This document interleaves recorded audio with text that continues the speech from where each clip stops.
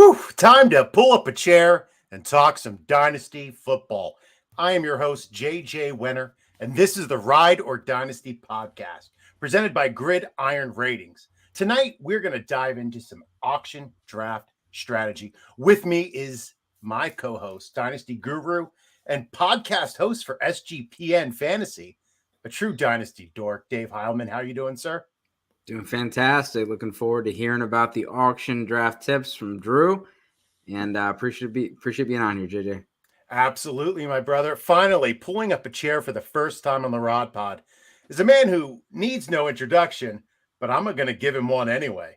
He writes for the Football Guys. He's the host of the Auction Brief for Fighting Chance Fantasy. He's the reigning two-time champ of the Kings Classic Auction Draft, a criminal defense attorney, a husband, a father. You can find him on TikTok at Fantasy Football Lawyer and on Twitter at Drew Davenport FF, the Honorable Drew Davenport. How are you doing, sir? Good. I don't know if I deserve the honorable part, but yes, I am doing fantastic. Thank you so much for having me. We are so happy to have you on, and I've been looking forward to this conversation for quite a while. Before we jump into the episode, we are giving away an autographed DeAndre Swift jersey. All you need to do is leave a rating and review on Apple Podcasts or iTunes. Once we hit 100 reviews, we will draw a winner. Look in our show notes for the link that you need. And as always, please do all of your typical YouTube and podcast things. Like, subscribe, follow, leave a comment. It helps us grow and provide you with the content you are looking for. Now, lately, we've been jumping right into the main topic, but with the recent NFL news, Dave is going to jump in to talk about Baker. Dave, what is going on? Yeah, we finally got the Baker Mayfield news we've been looking for. We haven't got the final verdict on whether Deshaun Watson's going to be suspended or not. Would love to hear that take from Drew. And I think it closes the door on Jimmy Garoppolo to Carolina possibly, and it opens up the door for maybe Jimmy Garoppolo to Cleveland, or, obviously we got to see what's going on with the Watson situation. But I do think it is an upgrade for the weapons over there. I don't know if it's a huge upgrade, but I think it is an upgrade over there if Baker gets to start. Drew, what does this do for you looking at the Panthers' weapons? Well, I was a little bit surprised that my take today was not the norm. We were having an internal discussion over at Football Guys about what this does, and there was actually quite a bit of disagreement about how much of an upgrade and whether this is an upgrade. My take was pretty instant, like, hey, I've been waiting for for Mayfield to go somewhere. I think it's a significant upgrade. I'm not saying that all of a sudden these guys are all top 12 or top 6 or whatever. I just think it's an upgrade, and I don't know how we could see otherwise, but I'm finding out that is not necessarily a super popular opinion. I do think that DJ Moore is going to benefit from it. I think Robbie Anderson's going to benefit. Just think the offense as a whole. I mean, Sam Darnold threw like 9 touchdown passes last year. It's got to be an upgrade. It has to be an upgrade. It has to be, right? I mean, yeah. Sam Darnold listen, the Jets drafted him. I'm a Jets fan. I always have some type of affinity towards Jets, but he was terrible. And I was so happy when Joe Douglas got anything in return for him. But man, I just don't see how Baker doesn't bump up all of those weapons. Dave, have you seen anything else? Are people doubting? Yeah, I mean, I think the compensation for Baker is kind of throwing some people off a little bit, but they're not understanding the salary implications of this. He's a lame duck quarterback on a contract that, the Carolina Panthers or whoever was going to pick him up was going to have to make a decision to give him an extension next year. The money that he had, Cleveland did agree to keep some of that, which was a big part of the negotiations. But yeah, I mean, people look at last year, it's a very recency bias. What have you done for me lately kind of a league. And they forget how good Baker Mayfield was in 2020. So I just some concerns with the Carolina offensive line. It's not as good as, as it was in Cleveland for him. But Yeah, I'm with Drew. I think it is an upgrade. I think it's not going to be a camp battle. Baker's going to be the guy, and he gets Cleveland week 1. That will be a game to watch. I mean, JJ, yeah, can I add something real quick there? absolutely. Because I think that any time we have the conversation about the camp battle, they've already come out today spinning. Oh no, Darnold's looked great. This is going to be a battle. He's made great strides. They're saying that to make him feel better. And honestly, that's what they should do. And that's what teams need to be better at doing. But Mayfield's going to win this job, number one. And number two, the compensation thing, Dave makes a great point because I've heard that several times today. Well, they only got that has nothing to do with how the Panthers saw his value. It has to do with the fact that the Browns had zero leverage. My buddy Brian Drake has been on this for a month. They have no leverage. The compensation has nothing to do with their expectation for him to start. Yeah, 100%. Don't be fooled by what people trade for players. I mean, that's a whole different topic of conversation. By the way, Scott Kobe says that he only plays an auction because of you, Drew. He commented. So Scott's a big supporter. I like Scott. How's it going, buddy? All right. Well, if we don't have, we can move on from Baker a little bit. And on to the main topic. Now, I love listening to your poker stories, Drew. I don't know how many people say that to you. I say it to you because I honestly, think. Well, there you go. So I love when you share the stories because of how you tie them back into fantasy. You don't just go off and tell a poker story. It always ties back into how can we get better as a player. What do you find is the biggest parallel between the two? Fantasy and poker? Well, that's an excellent question. When I'm in an auction draft room, my ability to read people and their tendencies is the biggest parallel I have. But I also believe that in general, when you learn better decision making, and I think that that's all poker is, there are a series of decisions that you make every hand, and they pile on top of each other. And I've always said that I think people underestimate. They think, okay, well, I'm going to learn this one thing and I'm going to win all the time. Well, it's not really like that. You get fractions of a point better. You get 0.5% or a 0.3% edge or a 1% edge by doing these little things, and you stack them on top of each other. That's exactly what poker is, and that's what fantasy football is. If you ignore certain parts of the equation, you're going to have big leaks in your game. Poker is one of those games that's just going to pound on you.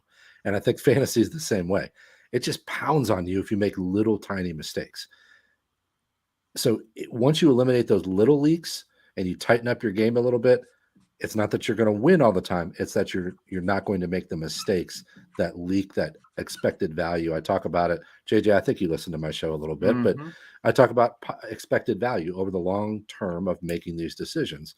And I believe that we have these leaks that just leak away at our positive expected value long term. Now, maybe it's long term, you're going to win 11% of your fantasy leagues. Well, why wouldn't you want that to be 13 or 14% by just eliminating these small mistakes?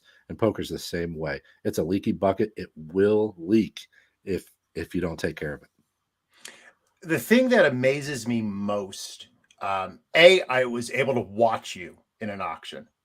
And then talk to you immediately after the auction. How are you able, and I'll say this about poker, it's something I don't have. It's the ability to be so present in the situation. How is that a skill you have developed? Is it something you were born with? It's a little bit of both. So let me say this. My buddy who gets to listen to this all the time, he gets to listen to the stuff behind the scenes when I'm complaining about this or that with fantasy or poker. He calls me a sick individual all the time. I think that's part of it. I think I have this just insane desire to get better, and I just can't stand it when I'm not like the best I can be. And I know that sounds funny. Like my wife's going to listen to this and be like, hey, you could help with the kids more. That would make you better. But I just like when I get into poker and I get into fantasy and I think, well, I could do something and it would make me better. It drives me nuts not to do that thing. So to circle back around to the point, when I'm in an auction, it will haunt me if I make a mistake because I wasn't paying attention or because I wasn't present or because I got a text and I look down and then all of a sudden they're saying going once, going twice, and it's a deal I wanted. Like that stuff drives me crazy. So yes, I think you have to be born with it a little bit because I know that competitive spirit is really innate and there's nothing I can do about that. But you can also work on it. You can work on training your brain. And one of the things I say all the time is it's a muscle and you just have to train it. And if you say, I'm going to work on these 3 things this year in my auction drafts, you're going to get better at those 3 things. And maybe not your entire game is going to be rounded out in one season of drafting. But every time you go in, if you get better, you can train yourself to handle these things better and be more present. It's like an athlete. You don't expect, like, an athlete doesn't say, oh, I'm going to work on a low post move today, and now I'm going to bust it out in a game tomorrow. Right. It's something that like you can't just make a change for one draft and think that next year you're going to be amazing at it. Right. It's something that much like poker, you do it over and over again. Yeah. Yeah. And that's the one thing about poker that people always ask me, because I sit there. So I used to be an online grinder and I would play 4, 5, 6 tables at once. So I got to the point where like I was bored. Like I'd have a movie on if I had less than 4 tables. Like, okay, I got 3 tables. This is boring. And I'd be watching a movie while I'm playing. So when I'm sitting at the table now in a live tournament, I got to have headphones on. I got to be looking at Twitter because I get bored at the action. But that's because I did it 30,000 times when I was playing. Those repetitions don't come easy in auction drafts. So you just got to do as many as you can. And I don't mean like mock auctions. I think real mock auctions are one thing, like the kind that Adam Siegel's doing. And I'm going to do a couple this summer also. But you can't really get in a mock auction room and get the reps. You just have to do as many auctions as you can. And then hopefully somebody like me, if I'm talking about them, I can short circuit the learning process a little bit. So you don't need 30,000 reps, But that was the biggest change in poker when online tournaments became like, so all of a sudden you had those old pros, right, who would sit at the table, like the Fergusons, like all the Brunsons, who had just grinded out of tables one tournament at a time. And then these new kids came in who were playing, like you said, 20 tournaments at a time. Yeah. Right. And it's just, It's wild because when you really do the math and think about how many hands you actually play in a live tournament versus playing online, it's disgusting. I mean, the tournament that I play in regularly, they have automatic shufflers. So we get a lot of hands in for a live tournament. But when you really think about it, let's say that in order to play in a tournament like that, you have to devote 3 to 4 to 5 hours to winning money in that tournament. If I was grinding online, I could play 15 tournaments in 2.5 hours, whereas I can play 1 in 5 hours live. Think about that. If you play 3 times a week, which is a lot, most people don't, and you're playing 100, let's say you're playing 150 tournaments a year, I was getting that in a week. So the reps are just there's no substitute for getting the reps in.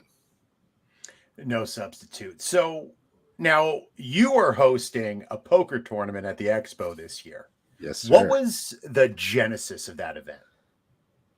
Honestly, man, I was sitting around one night and seeing all this cool stuff happening at the Expo, and I thought, boy, there is a nice little slot Friday afternoon to do something like having a poker tournament. I thought, why not? I get so much good feedback from my poker stories on my show, which has surprised me because when I started telling them, I was just like, this is kind of fun. I can just run my mouth about it a little bit. But when I started drawing the parallels, people really enjoyed it. And I thought, well, gosh, there's a lot of people out there who play fantasy and play poker. There's a significant overlap there. This sounds like a great idea. And as soon as I pitched it to Bob, he was on in 1 second, said, yeah, let's do it. And I told Joe and said, hey, Joe, Joe Bryant over at Football Guys. I said, Joe, what do you think about this? And he said, well, I'll tell you what, he liked it so much. He said, I want to be exclusive sponsor and let's run with it.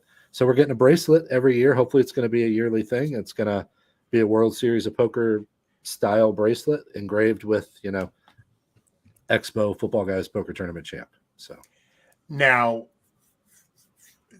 based on your poker prowess, do you feel any particular pressure to win this tournament? I do. It's going to be weird because I've got my wife said, just bring your buddy along. My buddy who plays a bunch, have him run the tournament. She said, you're just not going to be able to play. And she's right to an extent. I'm going to be doing drawings for free for door prizes, for and I'm going to have to be moving people table to table and mediating disputes and all that stuff. It's going to be difficult. But yes, I do feel some pressure there. Absolutely, 100%, especially because I post about it on Twitter. I know people have an expectation that I'm a good player. The thing is, I think I'm a solid player. I don't necessarily think I'm that great of a player. I think I'm just very solid. I'm not going to make a bunch of mistakes, never going to give away my chips, but I have a lot to learn. And I think there's going to be some really strong players in there. Dwayne McFarland, Howard Bender, Mike Randall, a couple of these guys. I think there's going to be some really strong players. I think it's going to be a big mix, to be real honest. There's 60 players. I think we're going to have at least half good players, but then there's going to be a lot of people who are weekend players who I certainly hope that I can outlast some of them. I just want to make a good showing. Get me in the top 15 or 20 and I'll feel all right. Well, I'll be honest. I didn't sign up only because I was intimidated. I'm barely a once a year player. Okay. But if you need any help doing the drawings and things like that, I'll be Yeah. there. All right. I'm more than willing to help in any way. I might take you up on that because I'm going to be moving people, putting them at tables, drawing, doing all the stuff, and trying to play at the same time. So I might take you up on that. You let me know. And I know that there are prizes for the winners. We talked about the bracelet. Have you considered any punishments for the first fantasy analyst eliminated? I haven't. That's a good idea. What I did consider at one point was doing a bounty type thing where some of the analysts, some of the more popular analysts like Dwayne and Howard would have a bounty on them. The problem is the budget's getting a little tight, and I've dropped that idea because I'm actually giving away door prizes for people who aren't in the tournament or are in the tournament, like both. You can win either way. But the point being, one of the things we talked about with the legality of the tournament was we can't just run straight up a poker tournament for cash and here you go. We have to have an event. And so we're not making any money on this. We're having food and we're having music. And so it's going to be an event. So yeah. I'm looking forward to it. Now, something that you hit on your last pod that I particularly enjoyed, you went back and hit some of the basic setup questions. You called them the mechanics, right? The auction mechanics. I enjoy that because something that I noticed as a podcast host, content creator, is that we often start from a place of implied knowledge. We assume the people listening to us know what we know and understand what we're about to say. Now, as an English teacher, the most difficult part of teaching literature for me is ensuring that my students have the background knowledge they need to understand the text we're about to tackle. We do a story about a girl and her abuela, and they run into a situation at a Catholic mass. The first year I taught it, I got no reactions from the class. And it's a great story. And then I found out none of them were Catholic and none of them go to church. So how the hell would they know anything about, right, the climax of the story because they didn't understand it? Yeah. So going back to the basics of auctions, if you were setting up an auction league, right? You commission a few of them. What are your basic settings of your preferred league? Is it Superflex, 1QB, PPR? What do you look for? Yeah, that's interesting. So I'm a commissioner in 2 leagues and I'm in 3. I had a say in some of the settings in the 3rd league because it just came about 7 years ago. And I've been the auctioneer there too. So I got to be honest, they might take away my analyst card, but I'm not a Superflex guy. It's not that I don't like it. It's just that it's not something that I'm as interested in as people. I think that there's a prevailing opinion out there that everybody's into Superflex now, and I really don't think that's the case because I've tried to go Superflex in a couple different leagues. People just don't want it. I frankly am not that excited about it either because I think it has the effect of swinging the pendulum from one side to the other, where quarterbacks are just far too important. And then you're just, it's all quarterback and nothing else. I find that to be less interesting. So I'm 1 QB guy. I'm not into tight end premium, but one thing that I've done is we do PPR, but one thing I've done is I've really pushed for all my leagues to go to what I call full flex. And that would be you're only required to start one of every position. So in my home league, you only have to start one running back and one wide receiver, one of everything. And then you can start 4 flexes, and they cannot be quarterbacks. So you end up going a lot deeper into different strategies. And I love that for the auction because it makes things really unpredictable in the auction. But also during the season, it really gives you a lot more flexibility that if you don't have that stud running back or whatever, you're not out of the game. So I really believe in the full flex. I'm pushing for that harder and harder, and a lot of the leagues I'm in are doing that. I love that concept.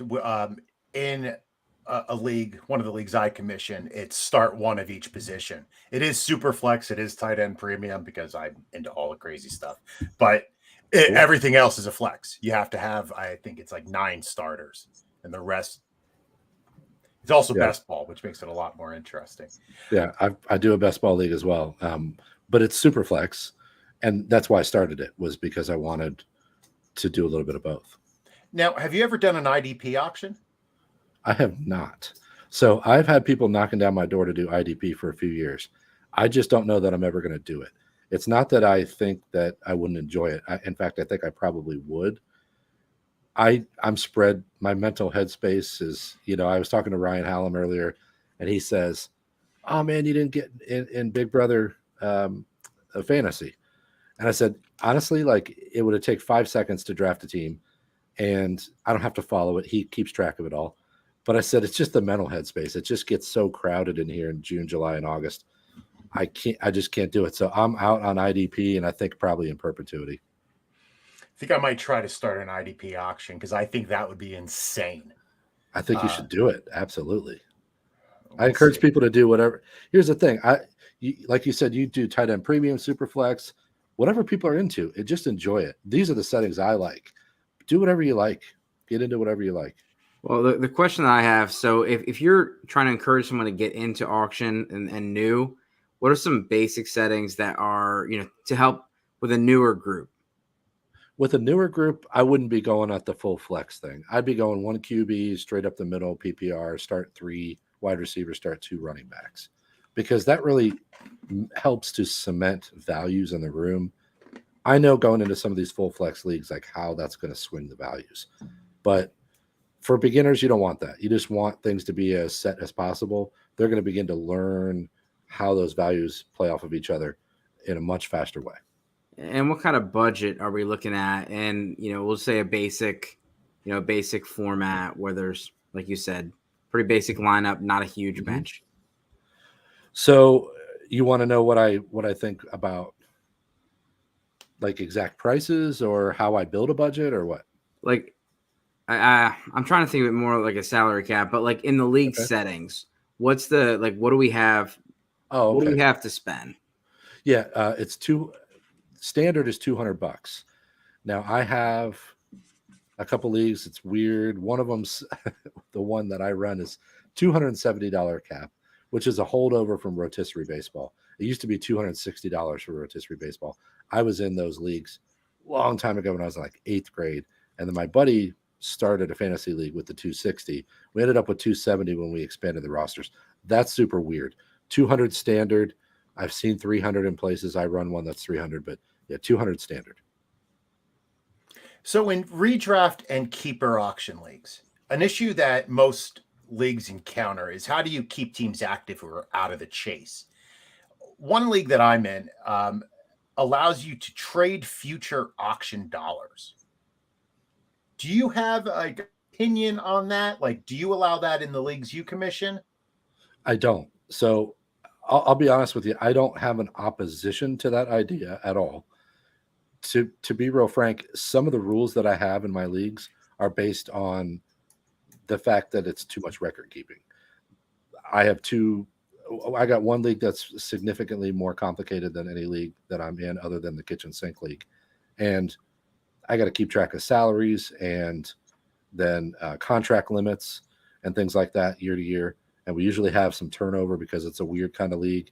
So I generally make rules that make the record keeping easier on me. That sounds terrible, but I'm going to admit it. But so you're talking about keeping people in to when they're eliminated later in the year? Yeah. Yeah. Well, so I like a couple different things. I instituted something in my leagues. I love this question, by the way, because I never get these questions. And I have a lot of these things that I have to think about as a commissioner. So I instituted something a couple years ago in one of my leagues. It's called participation points. And I know that it's going to sound a little bit weird to start, but it's actually been very, very helpful. So I came up with some categories of things that you could do on the website, and it takes less than 10 minutes a week. If you just log in one time, you could do all these things like voting in polls. The polls are generally like funny videos or questions about fantasy, post on the message board. There's a spot on MFL. I don't know if you guys play on MFL, but there's a spot where the coaches quote on the previews every week. You can click on the coaches quote. You can write your own quote in there. So you can bet that's fun. Like everybody does their coaches quote and talks trash. So less than 10 minutes a week, you can log in once a week and do all these things. It makes people come to the site and then they say, all right, I got to do these things. But then when they're on there, they find that they're having a good time. It seems like a chore at first, but then they're having a good time.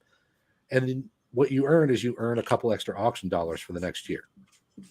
So I like that. And I also like we pay weekly high points, and we also have a loser's bracket where there's a punishment. So our punishment, we have a couple different punishments, but the big one is that you have to get a magnet that goes on the back of your car that says I suck at fantasy football, and you got to have that on until the next draft. So we have a Hall of Fame where you can earn points towards getting in the Hall of Fame, and you get a jacket, stuff like that. So all that stuff pulls people through. But specifically to your question about trading auction dollars, I don't think that's a bad idea. But I tend to think that in redraft leagues, I don't want there to be carryover year to year. I want everyone starting out with the same auction dollars unless you earn a couple bucks. Like when they earn participation points, the max you can earn is $5 on your cap. So I'm not trying to tip the balance of the league. I like the reset in a redraft situation completely. Sorry, that was a long answer. No, that was because I guess my issue is because I'm against it only because it's up to $50 on a $200 budget. So we're going into next year, and now there's teams with $250 and teams with $150, and it just seems like it's really throwing off. And personally, right? Because it's a personal thing. It's I'm in the league. It's throwing off my strategy. Yeah. It's hard to come up with a strategy when things are that unbalanced to start. And I just don't like that you can load up like that much. I think that there needs to be a better limit there because that's a quarter of your cap that you can pull out. And that's a whole, like a $50 player is a top of the line player. So you're going to have that's like a inflation. Bottom end RB1. Yeah. You're talking about gosh, I just think that's too much, but that's my opinion. And again, I want people to be happy playing what they like. But I think in a redraft auction, that tilts the balance too much. Michael Corrigan, I hope you're listening to this. He's my commissioner. Looking at you, Mike. Come on, man. Yeah. Sometimes great ideas don't have to be completely thrown out, but you got to massage them to where it makes sense. And, and if you're looking at a 25% increase of your budget or whatever, that's quite a bit. And specifically talking about like keeper leagues or dynasty leagues, what are some things that you can do in an auction format to prevent tanking and things like that? Because you're always going to have rebuilders and stuff like that. But it's pretty frustrating when you're trying to make the playoffs and you got Drew needs to lose this week, and I look over and JJ's got, I won't name any names, but Sam Darnold at quarterback, and I'm like, okay, he's just letting Drew have this one. Yeah, well, one of the things that I stress in my leagues is that if you're not starting a full lineup and a reasonable lineup, then as the commissioner, one thing I did about 10 years ago was something that I think has worked out really well. I sort of Roger Goodell'd myself, and I said, I'm going to do what's good for the league. And if people are doing weird stuff that isn't good for the league, then they're just not going to play in my league anymore. And so I've gotten to the point about 10 years later now that I don't have much of those shenanigans anymore because the people in my league understand I don't put up with it. And I go back to something that somebody said a long time ago. I forget who it was. It was a former Supreme Court justice when he was talking about a decision he made about pornography, and he made the famous comment, "I know it when I see it." Mhm. And the thing is, that's how I feel about fantasy football. So if I am in a keeper league or I'm in a dynasty league, I know when you're tanking, and I can see when you're tanking.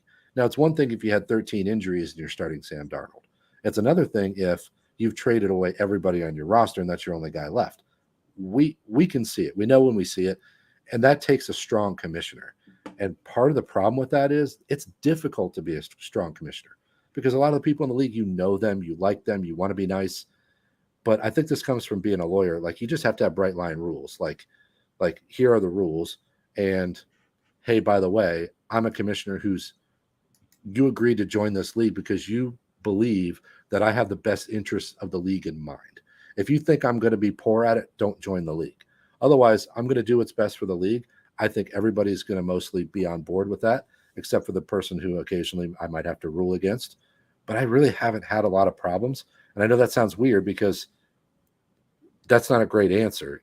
But I think maybe calling your league and telling them, hey, this is what I expect and this is what a fun league is all about, then you have it set up where when the league ends or the season ends and they've done something like that, you say, hey, look, I gave you the heads up that this isn't what this league's about. So we're going to move on and best of luck. But that's hard to do. Yeah, the name I was searching for was Tyree Jackson. Someone had Tyree Jackson at quarterback, and I was like, really? Yeah. Really? So again, that's obvious. Yeah. Like, come on, Yeah. like, what are we doing here? And it's not fun. And by the way, do you want to win that way? And again, it takes a different kind of person. Some people will say, no, yeah, I don't care. I want to, but then you're not going to be in my league. Sounds harsh, but I like the people in my leagues, and I'm not going to just let them walk all over the process. And you're also not, as a commissioner, I always try to think of it. I only commission 4 leagues, but I always try to look at, I'm not being mean to one person. I'm being good to 11. Right. Like, I'm trying to be good to the league as a whole and ensure that it can last by making good decisions. Now, going back to a conversation that we had just before, how you are the auctioneer of how many of your leagues? I do it for 3. So it was for 3. I only do 3. Okay. So last year, I remember after the Kings Classic, you and I had a conversation. You were like, oh, what were your observations? And I remember looking at you and being like, oh, shit. Because I didn't remember anything. Like, I didn't remember anything that happened in that auction because all I was focused on is remembering who the player was, what the current bid was. And then I'd forget the player name and I'd have to turn to Ryan and be like, oh, him. Okay. And he would always get me back on track. How are you able to be an auctioneer of a league and have the bandwidth to participate in the auction itself? Well, it's hard. So the short answer is a lot of practice. It's reps again. Because I started out in a league where I was not the auctioneer, and I got to learn in that league for a couple of years before I had my own league. And believe it or not, I started my own league as a snake for about 2 years, and then we switched to auction. But I've been doing it for a long time, and that doesn't answer the question very well because at the beginning, how did I do it? I think what it comes down to is I've always felt like a bit of a sick human that I'm as prepared as I am when I go into these auctions, but that's how I've reconciled it. I know when the person calls out that player, I know whether or not I'm after them. I know whether or not they're going to fit on my team. I know what kind of price point I want. So I know all that information almost instantly. And this is what I always say about poker when I'm sitting at a table and there's the guy sitting back there with the sunglasses, and every time it gets on him, he acts like he's on the World Series of Poker and he's on camera. And he's like, look, it's like, no, 99% of your decisions should be rote decisions. Those should be decisions that you just know how to make. And I believe that in an auction. I believe that when you're prepared, most of your decisions are very easy. There are going to be moments where you're like, do I bid $1 more? Or, should I really go for this guy? Because it's kind of switching things up. There's going to be those moments. And I'll be honest with you, there have been moments over the years where I've been sitting there and can't decide whether or not to bid. And the bid, my cadence runs out and I couldn't, but I don't think that it's as difficult as it comes back to getting the reps, and then as you do it more and more, it's like the divided attention thing with poker when I was playing 5 tables. When I'm in an auction, I've done it enough that that muscle it's a reflex now, and I can just kind of say, all right, mixing for 46, going once, and I'm not even hearing myself say mixing for 46. I'm looking at my sheet to know whether or not I can bid 47. So it's just it's just the divided attention thing is you have to practice that.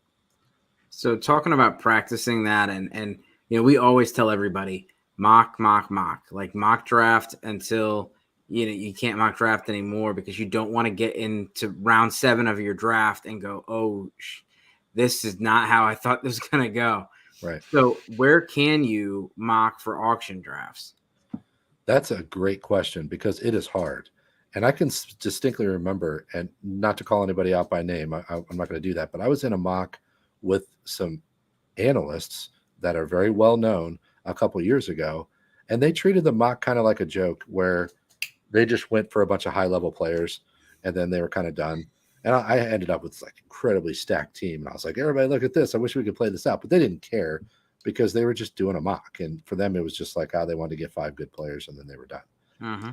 So that frustrates me. So my point in telling you that story is just, it's hard. It's hard to find good mocks. So I'm not going to sit here and tell you that you can jump in a random mock auction on ESPN and have it be any use. So I would say don't do that. The first thing I'd tell you is it's better to not do a mock than to do one of those crappy ones, because it gives you a false sense of security.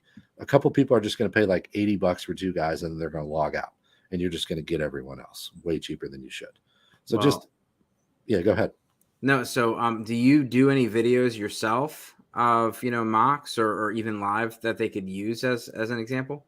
Yeah. So what I would tell you is seek out Adam Siegel on Twitter. And if you want to, I think his Twitter handle, I think he changed it to Always Auctions. So seek him out. He does mocks every week. Now, I believe they're super flex, but he's doing once a week. Nice. Those are going to be very reliable mocks. You're going to be able to get your feet wet for $0 and figure out how to do it. So I think those are great. I'm going to do a few. And to answer your question, I actually did last summer something that was very popular. I'm going to do it again. When I had a mock going with some industry folks, Dave Richard and a couple guys like that, I just went live on YouTube and said, I'm going to just spitball, see how this goes. And I just ran my mouth for 2 hours about what was happening in the auction. It was incredibly popular because people really wanted to see like what was my thought process on certain things. Yeah. So I'm going to do that again this summer. I haven't set a date for it yet, but I'm definitely going to be doing that. Definitely let us know. I'm looking forward to watching that, and probably hitting up Adam Siegel and trying to participate. Yeah, just do it, because it's zero stress, zero pressure. They don't publicize the results and make fun of people. Like it's a bunch of good dudes, and you're going to get real experience. Yep. Now, so most people are hesitant to join an auction draft. I love auction drafts. The reason I love auction drafts, and I know you would ask last season, you would always ask people at the end of your pod, which do they prefer? And I like auction drafts because you get rid of the people who just rely on the ADP, who just pick the next person up in list. And it always pisses me off when I see, like in my sleeper leagues, like I always turn off like the ADP button so that the players aren't sorted by ADP, just because I hate when people who aren't prepared benefit from the site itself telling them who to take. And that's something you don't have in an auction, because you actually have to go after players. I don't know if there's a question there, except me wanting to say that. Yeah, no, I think you're absolutely right. And one of the things that I would say is that you are going to have a little bit of that on auction sites, because now Yahoo and ESPN publish their own prices. So sometimes unprepared players online are going to get the benefit of some of that, but live, it completely destroys any of that, unless they're printing off my average auction values or something before they go to the draft. That's going to help them a little bit. But auctions are so weird. And I say this all the time. I know everyone knows that auctions aren't predictable, but the number of people that come to me and say, what percentage of this and how much should this guy cost? It's amazing. And those aren't bad questions. It's just that it's really hard to give you a definitive answer on that because every room's going to be different. You're going to go in the room and be like, well, that isn't at all what he said. Well, every room's going to change based on league settings and personalities in the room. It's really hard to do that, but I'm with you 100%. It drives me nuts when I know a person's unprepared. I was in my home league last year. Both of my brothers are in it. My one brother works his butt off, tries a very good auction player. The other guy is just kind of in it because his brothers are in it and love him to death. He's my brother, but he's not necessarily the most savvy auction drafter. But I got into a situation, and I told this on the pod this week that's coming out, preview. But it's I was down to $18 and he had $18 and I wanted Deontay Johnson. It was the only impact player left on the board. So I went into a shell and said, I got to save all $18. Ended up having to pay the full 18, but it was frustrating because he didn't know that Deontay Johnson was his target. He was just sitting there like not really paying attention. And then Deontay Johnson comes up and he's like, oh, I like that guy. And he starts bidding on him. I'm like, I'm going to have to pay the full 18, aren't I? And sure enough, I had to pay the full $18. And it frustrated the hell out of me because he just got kind of lucky that somebody nominated him before he could spend a few more bucks. I wouldn't have had to spend all that. So it's frustrating, but auctions are the way to take that advantage back. And that's why I love them so much. Yeah. Do you think that's why people are hesitant to join auctions? What, because of how the difficulty level? Because you have to prepare. Yeah. Oh yeah. Yeah. I think it's a big, it's something that I don't think people admit to themselves enough, that it is hard work. You got to spend time. I say it on my show all the time. Like, you got to have this sort of desire to want to get better at it, because there are people that I've been auction drafting with for 15 years that do the same thing every year. It's not necessarily bad, but they're always going to do the same thing. There's no curiosity there. I love curious people who want to learn, who want to get better, who look at the world around them and don't just like bump into walls as they walk around all day. And auctions are for curious people. And some people that get in them are not curious, and therefore they're not going to succeed as much. Yeah, you definitely see that, especially, I try to pull some of my buddies into leagues, whether it's a dynasty league or a super flex league, or I have an auction contract league, and they immediately were like, no, this is too much. This is, and one of the things that when I first did my first auction, it was actually an auction contract dynasty league, so a little bit over my head, but let's just do it. The draft obviously was chaos and all sorts of fun, but then after the draft, there's just this huge range of different values, and you have sometimes where you're like, hey, that's the 8th ranked receiver and that's the 9th ranked receiver, but then you have this guy's $12,000 and this one's $37,000, or we'll say $12 and $37. Right. Those huge ranges of value. So in your dynasty leagues, do you see that a lot? And does that make trading more difficult? Yeah. Well, so I'm going to put all my cards on the table. I'm in one dynasty league. So I'm in the kitchen sink league with Ryan McDowell and Curtis Patrick and some of these guys. I'm way out of my league in that thing. It is so complicated. So yeah, it's difficult to trade because the max contract that you can have in this league is 4 years. So most people aren't really wanting to trade the stable quarterbacks. It's a super flex quarterbacks, top wide receivers. You end up trading around all these guys that are middling assets. It's difficult. It's really difficult. And as far as keepers go, it's the same thing. If you're in for instance, the keeper league I'm in is a full flex. It's also a best ball. That's a little bit weird. But the point is, it does become difficult to trade thinking about contracts, prices, and team needs, like melding all those three. And I understand that's kind of like the adrenaline for dynasty folks. I get that. And that is kind of fun, but it can also be one of the most frustrating things because people they don't pay attention. It's like, okay, I got Devontae Adams this year in that league, and he's on an expiring contract. Now I'm trying to trade him. And everybody thinks I want $1 for him. No, I want 60 cents or I want 50 cents for him because I understand he's an expiring contract, but people aren't hooking into that like they should. I think it's a little frustrating, to be honest. Yep.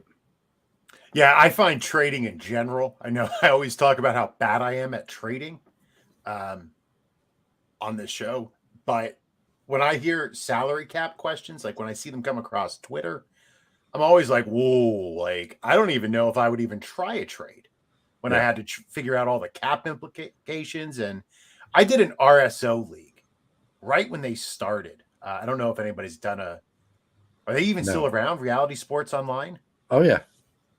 And I loved it. And I loved it because I prepared out of my ass for that show, but for the draft. And I just like there is no better feeling than going into a draft. And I think that's what like I love about auctions, because that, that was an auction, is that when you have all your information in front of you, nothing surprises you at that point, right? Like if a player's going for less, you're like, oh, well, I'll take that player because I have him budgeted at this amount. Yeah. So thinking about that, what would you say is the one thing a fantasy manager must do before their auction? I think the par sheet is the single biggest piece of information that I want in an auction. And for those who don't know what a par sheet is, it's a phrase I coined. It's not a new concept. I just coined the phrase, but it's basically getting your sheet. And let's say for a typical auction, you're going to draft 16 players and you're going to have 9 starters. You want to go down and put a dollar amount for every single position. And I don't just mean like, oh, okay, 20 to 30 on this guy. No, I want you to say QB1, 13, RB1, 48, RB2, 26. I want you to put a dollar amount on every one. And that helps beginners because it's like bumpers on a bowling lane. You can't really make a huge mistake if you have those numbers in front of you. So when you're in, and the example I always like to give is, okay, let's say you said, I'm going to pay $48 for a running back. And then you spent 46. The huge advantage of the par sheet, the reason I like it so much and why I call it the par sheet is because you're trying to shoot par. You're not like in golf trying to be over par or under par. You're trying to exactly hit that 200. And so in order to do that, you have the exact numbers. And then as the auction goes along, your par sheet automatically tells you what to do. And by that, I mean, if you spent 46 on a guy you thought you were going to spend 48 on, you just go out to right on your par sheet and you write +2 because now you're $2 ahead of the game. And every time you buy a player, you adjust that number. And if you get further and further ahead, you realize you can slam that money into one position or sprinkle it down for more depth. But your par sheet tells you exactly what to do.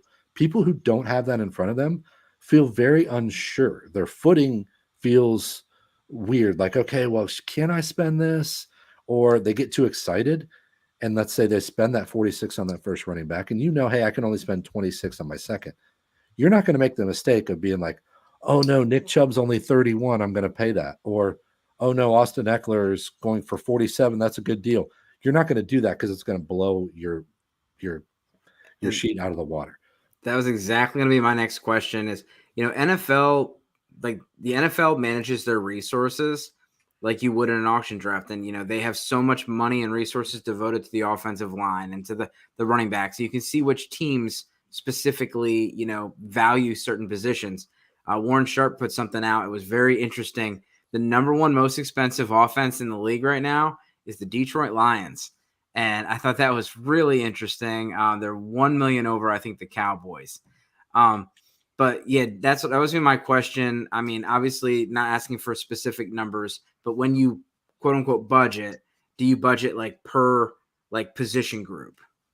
I don't. In fact, I do the opposite. I budget just per position alone because I know that a lot of people do like to do positional groups. And I don't think that's bad. I think that if you're a veteran and you know what you're doing, that's okay to be like, all right, I want to spend $80 on running backs or whatever. I think that's fine. But I think you got to know what you're doing in order to do that. Because again, you can get caught spending too much and you don't really realize how tight the dollars are. And that's why I love the par sheet, because the dollars, when you go down and you start putting down, I want to pay this and I want to pay this and I want to pay this, then you add it all up and you're like, oh, that's 231. Okay, I'm $31 over. And you realize how scarce the money is. And I don't think you realize that as you're going through a draft. And that's why I feel like I'm always successful at the end of auctions. because I know how tight the dollars are near the end. So it allows me to be more restrained early in the draft. So I'm going for individual price points. And one of the things that I don't like to do is I don't like to have that overall positional number, only because I like to pull from one group to another group as the auction goes on. So if I'm seeing that the RB2 prices are falling off a cliff, I'm just going to pull some money from my wide receiver 3 and shove it into my RB2. So I don't want the limitations. I don't want the firewalls there. Now that's exactly, it makes sense because, let's say you said, oh, I'm going to put $84 into running backs. You think you got $84 to spend. You're getting, Christian, you're getting Jonathan Taylor. You're spending $64. And next thing you know, you're like, okay, well, my second running back is going to be Keontae Ingram, Right. because I'm broke. And so that makes perfect sense to split it up like that. So if that's one thing that a fantasy manager must do, what is the one thing, the biggest mistake that you see a rookie manager make in an auction? The single biggest mistake, I'm going to give you a couple. The single biggest mistake is not spending all your money. And I always caution people like, hey, you can't spend their money. You can't spend your money too soon. But I can predict every year in my home leagues who's going to have money left. They're a little bit nervous about spending a lot of money. They don't get in there early enough, and then they end up throwing a bunch of money at players that don't deserve the money. So spend your money. Don't be a drunken sailor and spending it all in the first third of the auction, but spend your money. That's number one. I think that's the biggest problem, because let's say a $200 cap, you end up with $11. That is massive. You might be able to get a wide receiver 2 that you paid 21. If you throw 11 on that and he's 32, you're getting a top of the line wide receiver 2 versus a bottom of the line one. That is a huge difference. So that's number one. The second mistake I think that people make too much is they just believe that the only way to nominate players is just by picking the top ranked guy still left on their sheet. They treat it like a draft. Like, oh, okay, well, we've done the top 8 guys. Okay, Derrick Henry's number 9. Okay, Derrick Henry. Well, that doesn't do anything for you. My biggest pet peeve is we don't control a lot in auctions. We can't control very much. The one thing we can control is, besides our budget, is our nominations. So nominations should be targeted to accomplish your goal. And just going down and picking that top name on the sheet, it's just a terrible strategy, and it does nothing to advance your draft. Yeah, I typically nominate players that I don't want because I want you to spend money. And so I'll say, hey, this guy, I think people are going to like this guy. They're going to want to spend on him. And so I'll nominate him knowing that I'm not going to be stuck with him. And I don't have a problem with that. So the one thing I always say about that strategy is early in a draft, I want to steer my draft one way or the other. So I'm going to accomplish a couple things before I go to that strategy, Dave. I like that because after like 2 rounds, I want to know, do I have my RB1? Am I going after Kelsey? Am I going to get him? Am I going after Taylor? Did I get him? Am I going after Cooper Kupp? Did I get, something, whatever. Maybe you want a good quarterback. Point is, nominate those guys early. See if you get them or not. You're not getting a deal on Cooper Kupp, right? So like we can all agree. Just get him out there. See if you're going to land him. And if you don't, then you can go a different direction. And then after that happens, after you have your cornerstone, then start nominating guys you don't want. Yeah. Then you're trying to drain the money because you've already got your cornerstones. Now you want them to drain the money. Yeah. Something diabolical that you brought up on your pod the other week, Drew, which I loved, is you brought up the fact that after somebody lands their RB1, to immediately nominate their backup, right? Nominate their backup. Yeah. And make them not wait until the end when they're just messing around and can sign anybody they want, but make them in the heat in the first couple rounds, make the decision on whether or not they're going after Tony Pollard or. Yeah, 100%. I love that strategy. And there's 2 ways you can play it, because if you think, hey, like I think Zeke's going to be a good deal, you call out Pollard first and see if he's a palatable price. And then if he's not, you can pass on him, and maybe you want to pass on Zeke then. But I love somebody gets Zeke, Pollard's my next nomination 100% of the time, because You don't want to wait until there's no money in the room. You want them to pay for Tony Pollard. He might be $11 early in the middle of a draft when there's still hundreds of dollars floating around, but he might be $3 later. So I want to make that person, if they're going to handcuff, I want to make them do that $11. I know that's brutal, but, and I say it all the time, like, I like the people I'm in these leagues with, but you got to turn that off, and you got to be a killer. You got to walk in the draft room and be a killer. Now, who do you think, in your experience, is the best auction player you've gone against? I knew that's where this was going when you started the question. That's tough, because I don't want to insult anybody. Let's say, first of all, Scott Pianowski is right at the top of the list. I ended up, unfortunately, not because I don't like Scott. In fact, I really like Scott as a person. I was in all kinds of drafts with him last year. It was ridiculous. He was in my Scott Fishbowl league. I was in this fantasy index auction with him. I was in like 4 or 5 leagues with him, and he was always drafting like right behind me.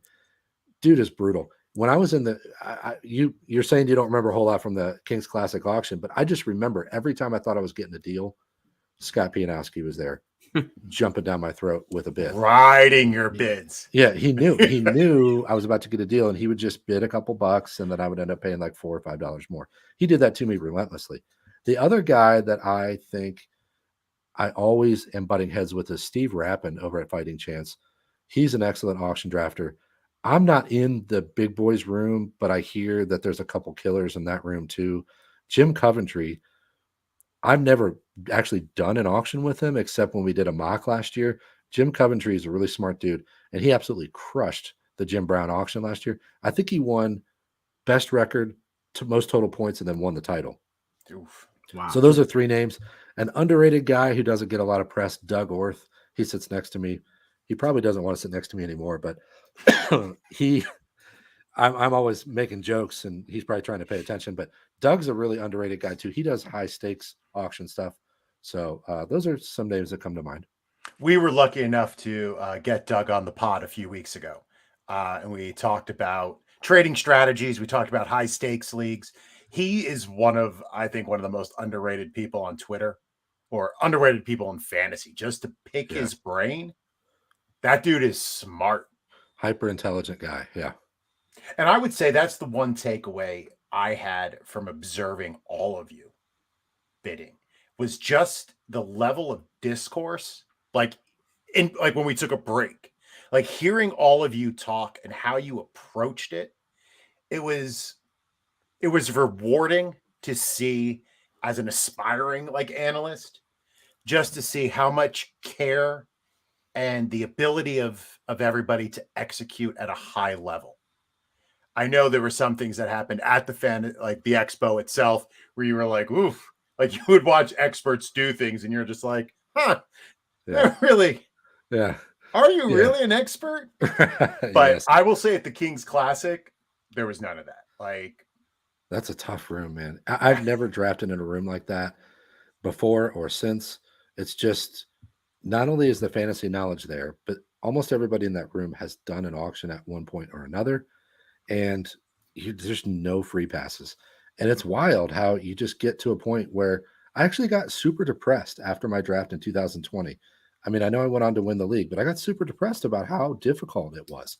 And you just really couldn't get a deal. You couldn't get a great team.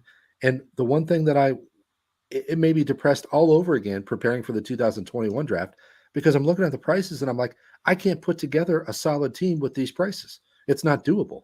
It's not possible to walk in that room and have a solid team top to bottom with the prices that are there. You're going to have holes. That's depressing, walking into a room knowing I'm going to not like some of these players. And I just got lucky last year with the players I didn't like panning out for me. So I don't think luck had much to do with it. But thank you for your humbleness. Is appreciated. So it takes a lot of luck to win a fantasy league like that. But your point is well taken. I understand. The consistency in getting to the playoffs is where the skill comes in. There's always luck in winning the championship. So just to end the pod, I wanted to discuss your day job a little bit. Sure. So how long have you been a male escort? Well, it's been about 13 years, and my prices go up every year. I don't want to leave. So It's like an auction. I yeah, have a certain amount budgeted, but I'm not going over it, Drew. yeah. I mean, I live in style. I can't get out of the business yet. So, did your analytical mind make you want to be a lawyer from the start, or did something Kind of. spur Yeah. you into it? Yeah. So I had two possible career paths, and I got my philosophy degree in college. And my first thought was I'm going to be a philosophy professor. And I got into a high level philosophy class. It was like 380 or something.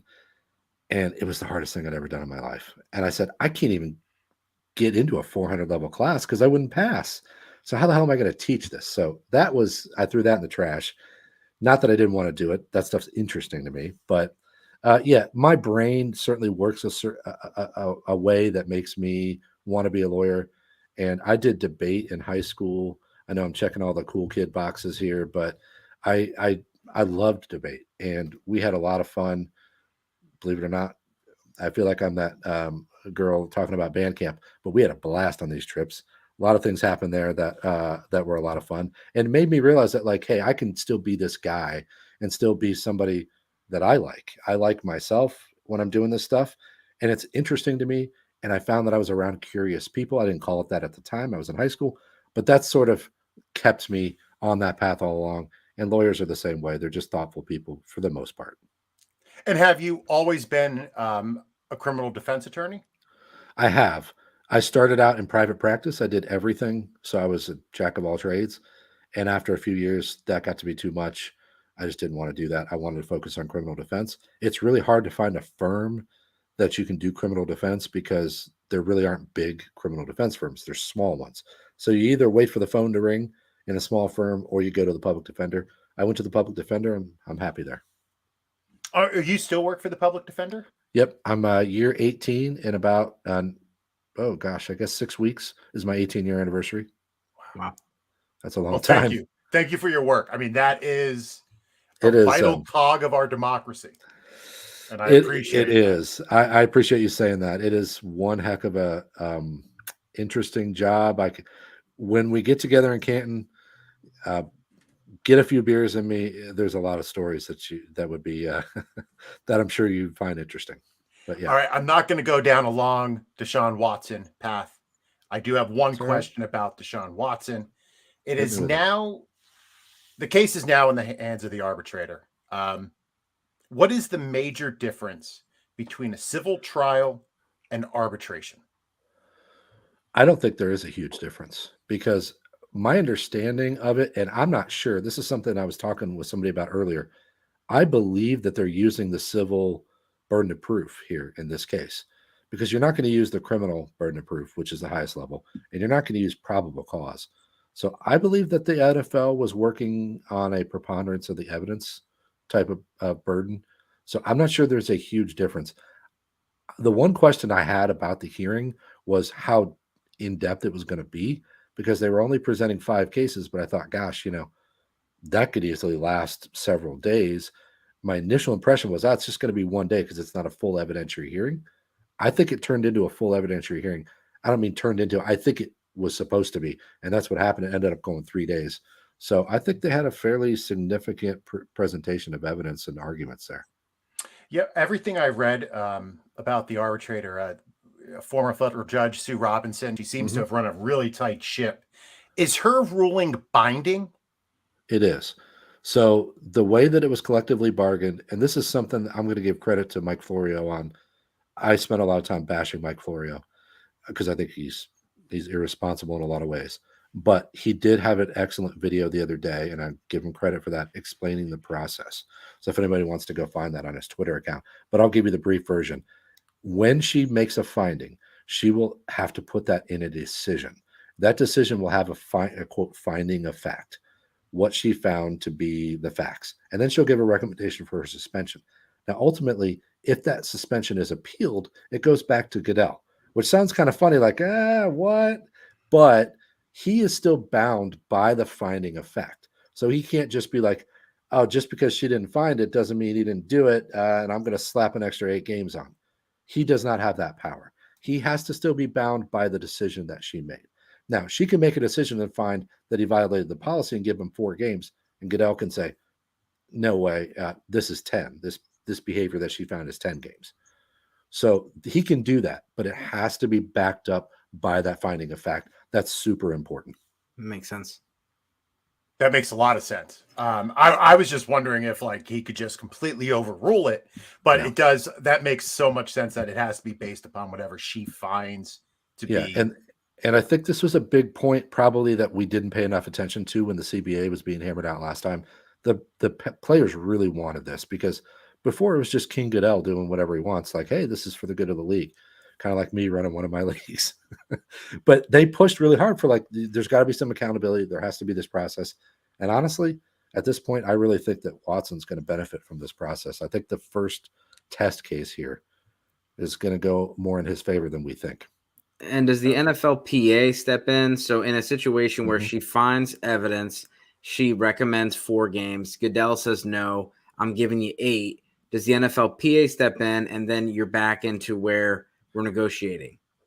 Yeah, but it's not really a negotiation at that point. It's just part of the appeal process. So the NFLPA is going to say, look, there was this type of behavior going on with your with some of your owners, and this is not an appropriate amount. So I know that the NFLPA still has some recourse, but I don't really believe that we're going to end up in a long, drawn-out legal process. I'm guessing at some point this gets settled prior to Brown's training camp, and if it doesn't, we're going to have a decision. I think we're going to know pretty soon, but honestly, we're looking right in that 6-8 game range, whereas before this hearing started, I was really feeling like a year was coming because I thought the NFL had the nuts, but I don't know if they do. And I think the more I hear, the more I think that it's going to be a little bit shorter than people want it to be. Yeah, unfortunately, I agree with you. I think it's going to be a lot less than people want. Yeah. Especially since they were floating the indefinite. Yeah. As of like, 2 weeks ago, that all of a sudden that started floating around. Yeah. Right. And that's kind of one of those things where the NFL, you know, that they're putting that out there as a trial balloon. Like, let's see how people receive this. And also, like, that's like when you walk into a negotiation, you're like, the price on the car is 10,000, and you go, I'll give you 4. And it's like, wait, what? Like 4 is not a reasonable offer. So I think that's what the NFL was doing. They were setting it out there as far as they could possibly set the bar so that they could come back and get something reasonable out of it. I said 9 to 12 in my TikTok a couple weeks ago. I really believe in that 9 to 12 only because I think the NFL wants to be able to say we got more than half a season. And it used to be 16. Now 9 is more than half a season. I really believe that. I said 9 to 12 because I think that they want to be able to hold that up and say, this is what we got. Well, that makes sense to me. It is now time for tags. That was a great episode. So we're going to just tell the riders where they can find us. Any final thoughts that we have? Drew, why don't you go ahead? Yeah, as you said at the beginning, my writing is over at Football Guys, and I'm putting out a ton of what we're calling salary cap content over there. I know there's a shift in the lingo in the industry now, so look for the salary cap content over there at Football Guys. And then my podcast, of course, is The Auction Brief. Have a lot of fun, a little bit goofy, but we cover a lot of territory, a lot of theory about fantasy football there. And then you can find me on TikTok, Fantasy Football Lawyer, and on Twitter at Drew Davenport FF. Thank you for having me, man. Oh, thank you so much for coming. Dave, where can they find you? At Dynasty Dorks, all one word. You can find me also on TikTok, and you can find me on Twitter, Instagram. That's it. Well, again, thank you to Drew for joining us tonight. Make sure you're following him. Like he said, Drew Davenport FF on Twitter, Fantasy Football Lawyer on TikTok. His pod is top notch. If you liked any of the strategy we were talking about, that pales in comparison to the depth that Drew goes to in his pod. It is vital if you participate in auction drafts. So make sure you're tuning in. Another thank you to Dave for helping put together this week's show. You can find me on Twitter at JJ Wenner. Make sure you're checking out Gridiron Ratings for all of our content. Tune into the Chop Shop on Saturday with special guest, me. Jeff and I are going to be breaking down Scott Fishbowl and trying to make some sense of His strategy, I don't know, 4 tight ends in the first 5 rounds. We'll talk about that. And then next week on the Rod Pod, Dave and I are going to welcome the author of the Fantasy Football Black Book, Joe Pisapia, to talk about the RB competitions. So from all of us to all of you, be safe, be well, and as always, boat drinks, my friends, boat drinks. Good night.